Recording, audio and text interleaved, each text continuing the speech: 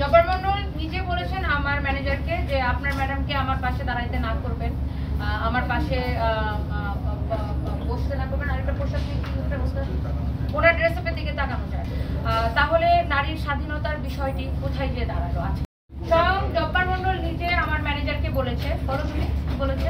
যেটা বলেছে যে জব্বার মন্ডল নিজে বলেছেন আমার ম্যানেজারকে যে আপনার ম্যাডামকে আমার পাশে দাঁড়াইতে না করবেন, আমার পাশে বসতে না করবেন। আরেকটা পোশাক ওনার ড্রেস আপের দিকে তাকানো যায় না। হ্যাঁ, এটা অপ্রাসঙ্গিক মন্তব্য কিন্তু উনি আমাকে নিয়ে করতে পারেন না।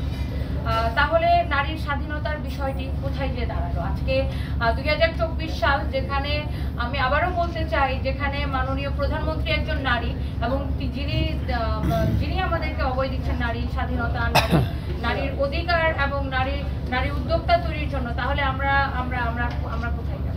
আরেকটি প্রশ্ন ছিল, সেটি আমার হচ্ছে ভোক্তা অধিকার অধিদপ্তর কোনো মিডিয়া না, হাউস না, বা কোনো গণমাধ্যম না, সেক্ষেত্রে আপনাকে তার টক শোতে যে ফোর্স করা হয়েছে, এটা আপনি কিভাবে দেখছেন বিষয়টি যে ফোর্স করা হলো?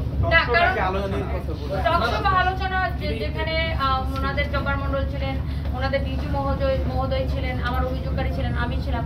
আসলে এই আপনি একজনকে একটা অপরাধ যদি প্রমাণিত হয়, আপনি কয় ধরনের শাস্তি দিলেন? আপনি দোকান বন্ধ করলেন, আপনি 2 ধারায় জরিমানা নিলেন, আপনি মিডিয়া ট্রায়াল করে একটা মেয়েকে, একজন মাকে, একজন নারী উদ্যোক্তাকে আপনি সামাজিকভাবে বিধ্বস্ত করলেন। এই যে মিডিয়া ট্রায়ালের ফলে একজন নারীর কি পরিমাণ ক্ষতি হইতে পারে, এটা আসলে আমার মনে হয় আপনারা সবাই এই ঘটনার মাধ্যমে বুঝতে পেরেছেন। যেখানে আমি আসলে আমি এতটাই মানসিকভাবে বিধ্বস্ত ছিলাম ওই সময়টাতে, যে এত নিউজ, এত এই হচ্ছে প্রতারণা, গুলিস্তান, এইসব বিভিন্ন শব্দ ব্যবহার করে যে নিউজগুলো করা হয়েছিল, আমি একটা সময় আসলে আমি সিদ্ধান্ত